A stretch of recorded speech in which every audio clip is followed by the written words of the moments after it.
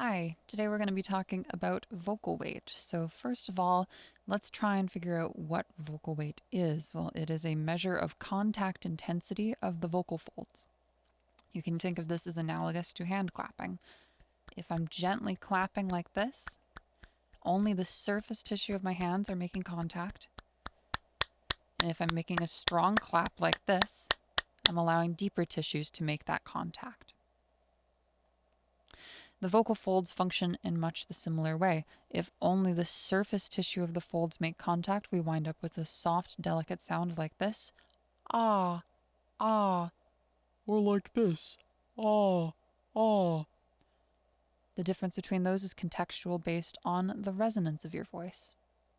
If we allow for that deeper tissue to start making contact, then we'll wind up with sounds like this. Ah, ah. Or like this. Ah, ah. So we want to learn how to scale those sounds. First, let's start by trying to find a thinner vocal weight. It tends to be quite a bit easier to do reductive weight scaling as opposed to additive weight scaling. So we're going to start by reducing sounds first, and then we'll work on bringing them back in. So we're going to first try and just gently yawn. This is a really quick, simple way of finding this softer, thinner vocal weight. So take your arms, physically stretch out. You get a nice big yawn. Ah. Very likely you're gonna find a sound like this where it's quite dark and dopey. Right? Very sleepy sounding. Ah. 1, 2, 3, 1, 2, 3. And that Is a thinner vocal weight. Now we have adjusted the resonance. Most likely it is also possible to be yawning in a bright resonance like this. Ah, ah, 1, 2, 3, 1, 2, 3. It just doesn't sound that much different from a stereotypical fem sound. But most likely you're, for that exaggerated tone, probably going to be going to that darker resonance. But that's okay, because the goal for now is to just scale vocal weight. So that is one way of finding that softer, thinner sound. Now, another way of finding that thinner sound is going to be through just like simple exploration of like volume. Right now, it doesn't have to be one-to-one linked to volume, but when you do get a little bit quieter, sometimes it is easier to make the sound more delicate, just because we're not pushing as much like strength into the vocal folds airflow wise. And so if I'm just getting nice and quiet, 1, 2, 3, 1, 2, 3, avoiding a whisper, but just generally being quiet, 1, 2, 3, 1, 2, 3, I can find that really soft, thin sound. same in like a really low dark vocal weight. 1, 2, 3, 1, 2, 3. And then from that point, I can just work on trying to, like, once again, reintroduce that intensity to my voice, make it louder again. 1, 2, 3, 1, 2, 3. Just like that. Other ways of finding this sound might be through mimicry. Now, most likely, it's going to be easiest to, once again, mimic that dark resonance sound with this thin vocal weight. So we're going to do a couple different voices here.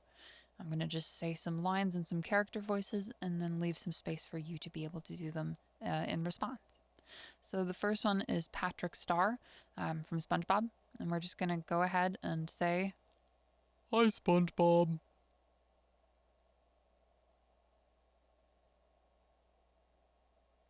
good, Is mayonnaise an instrument?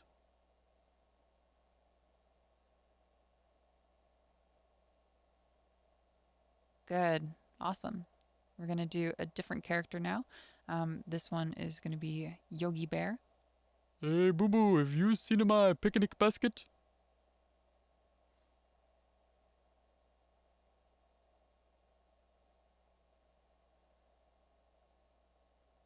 All right, awesome.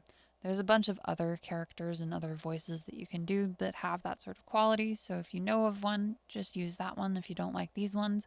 But you're also welcome to use these characters as well. All right, moving on, let's think about exploring thicker vocal weights. So, thicker vocal weights are usually a little bit trickier to find, right? These are just where the deeper tissues of those vocal folds are making that contact. And it can sometimes be difficult to scale that, especially if, say, you haven't been exposed to testosterone before. But let's look at it from two perspectives of scaling that will help make it a little bit easier to find those sounds. The first perspective is going to involve a lip trill. So to produce a lip trill, you need to be able to put your lips into this sort of configuration and produce that sort of raspberry sound. Right? The next thing is going to be adding voicing into this.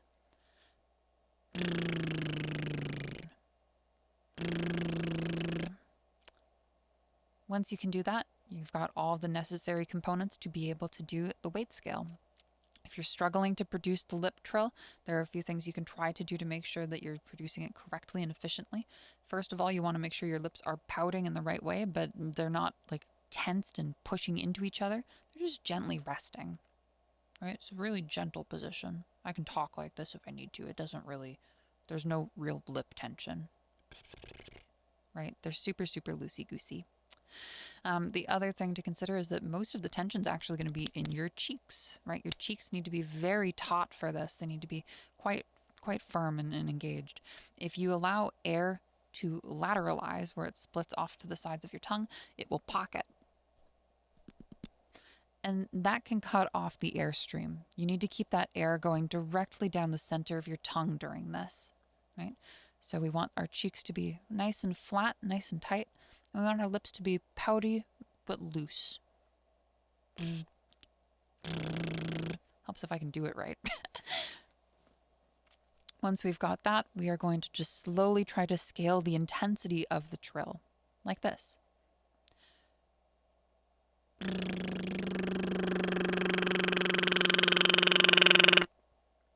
And you can hear that sound getting more intense. It's getting louder, it's getting stronger. And as it starts to get into that more intense configuration, we're starting to find a little bit of vocal weight, right? We're getting thicker. Once we've found that sort of maximal threshold for our weight, what we're going to do is we're just going to open our lips up and start voicing the sound properly, fully, through this nice, clear, clean modal voice. That should sound something like this.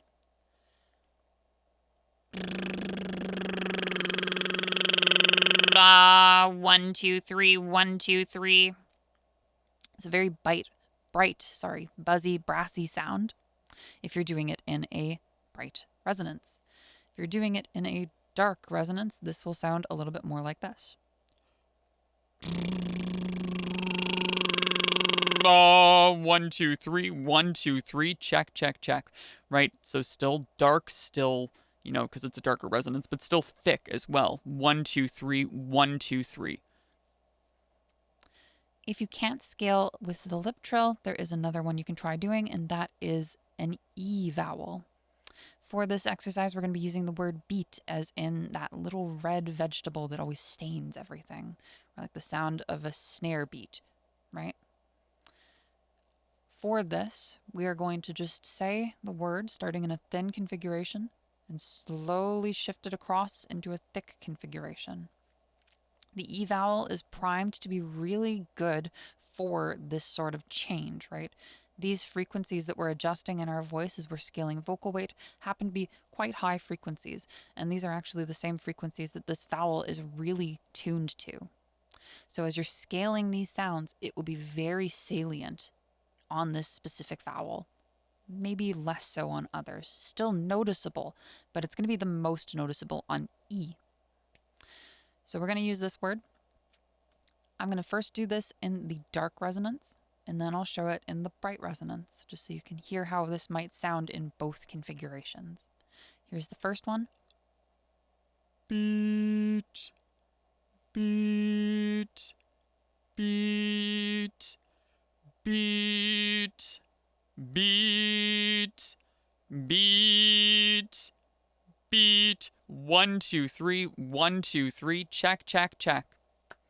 There we have a nice thick sound with that voice. If I'm doing that in the bright configuration, it will sound like this. Beep. Voice crack. It will sound like this. Beat, beat, beat, beat, beat, beat. 1, 2, 3, 1, 2, 3, check, check, check. Very buzzy, very brassy sounding. right? Almost might sound nasal to some people, but it's not nasality. I promise you that. If it were, when I do this, ah, it would be changing the sound, but we're not hearing a sound change. Ah, ah, ah, ah, ah, ah, ah, ah. Right? If it's nasality, ah, you would expect some type of a sound change to occur, which we don't hear there. Alrighty, so now we've got some skills for moving across into a thicker vocal weight. From that point, you can then stay in that weight, explore it a little bit, or you can just shift right back across to the thin weight by using the inverse of this exercise, where you're just switching from thick back to thin. For this one, you might find comfortable to use the word bought. Ah, ah. It's kind of the opposite spectrum side of E. It's a lot darker, it's a lot more of a rounded vowel, and so it's just going to be a little bit easier to hear that thinning aspect, right? That's the sound we make when we yawn. Oh, we're yawning on an ah. Right? It's a very naturally sort of thin vowel. I'll just demonstrate this the one time in the masculine darker resonance for this. So I'm going to start Bought, bought, nice and thick. Bought, bought, bought, bought, bought. And there we hear it's very thinned out, very dopey. Ah, ba. good. Alrighty. If you're still a little unsure about how to find and position vocal weight, there is one more way of finding this thicker sound, and that is going to be through, you guessed it, voices, through mimicry, right? Just as we had some mimicry sounds for the thin weight, we've got some mimicry sounds for the thicker weight. A really classic one is the sound of SpongeBob, right? If we're thinking about Patrick Being that, oh, that really dark dopey one. Well, SpongeBob's kind of that really bright, buzzy one. 1, 2, 3. I'm ready. I'm ready. right? It's got like that sort of sound to it. I'm going to do the exact same thing I did previously. I'm going to give you a line in this voice, and then I'm going to offer you a chance to repeat it back to me. We're going to start with the inverse of what we did for the last one. So we're going to say, Hi, Patrick.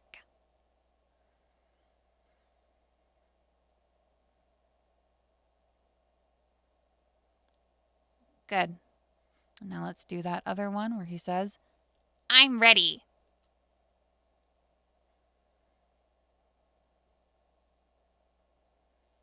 excellent. All right, we're going to do another really bright and thick one. And that is going to be, and I forget her name, but the woman from Monsters Inc., you know, the secretary, you probably know the one, who says, Wazowski. very bright, very buzzy.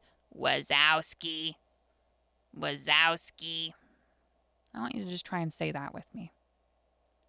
Wazowski.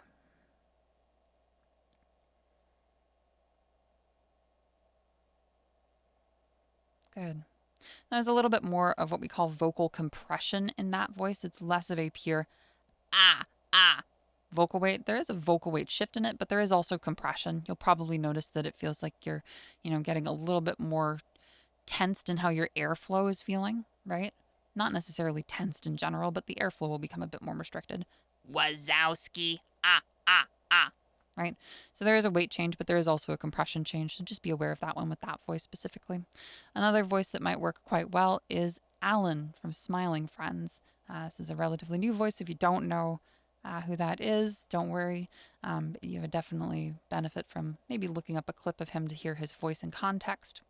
But his voice would sound like, Glep, did you take my cheese?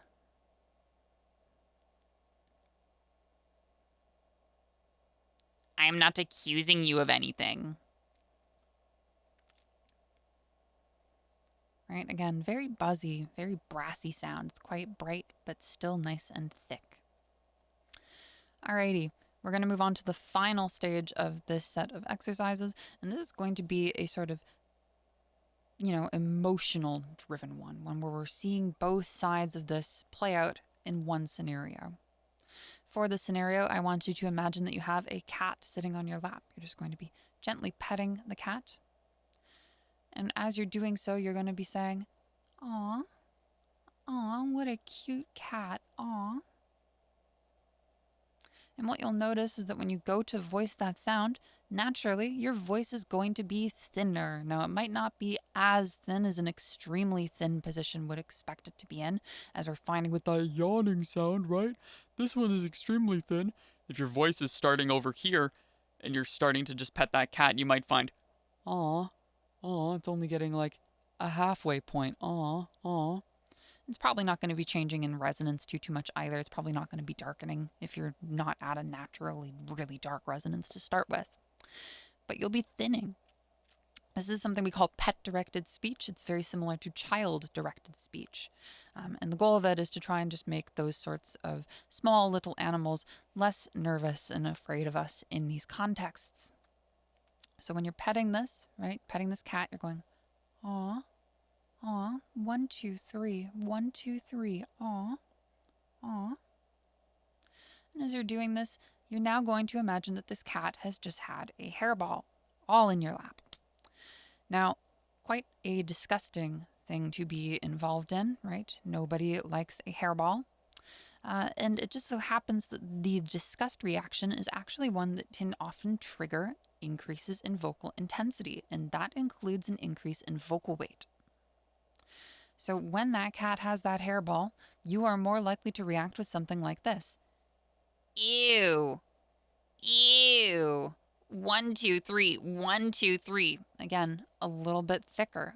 Probably not as thick as you would be getting in one of those other extreme positions, just like this last one, but you're seeing a shift in the weight based on your emotive state. So let's all go back to petting that cat, that imaginary cat, and you're just going to say, aw, aw, what a cute cat, aw. And now that cat just had a hairball, and I want you to say, Ew. Oh, that's gross. That cat just had a hairball. and you should notice that over the course of that exercise, you have shifted your vocal weight at least a little, right? Again, not always one to one, and there are other variations that can happen when we're having a disgust reaction. Usually, pitch will shoot quite a bit up, so it's entirely possible that you might just be going like way higher and not shifting your vocal weight. This isn't something that will work for everybody, but for most people, this will have some bit of an effect. Alrighty, so that is going to do it for this little session. If you've got any questions, please let me know. And yeah, hopefully this video has been helpful to you in starting to explore vocal weight. Best of luck on your practice, and I'll see you again later. Take care.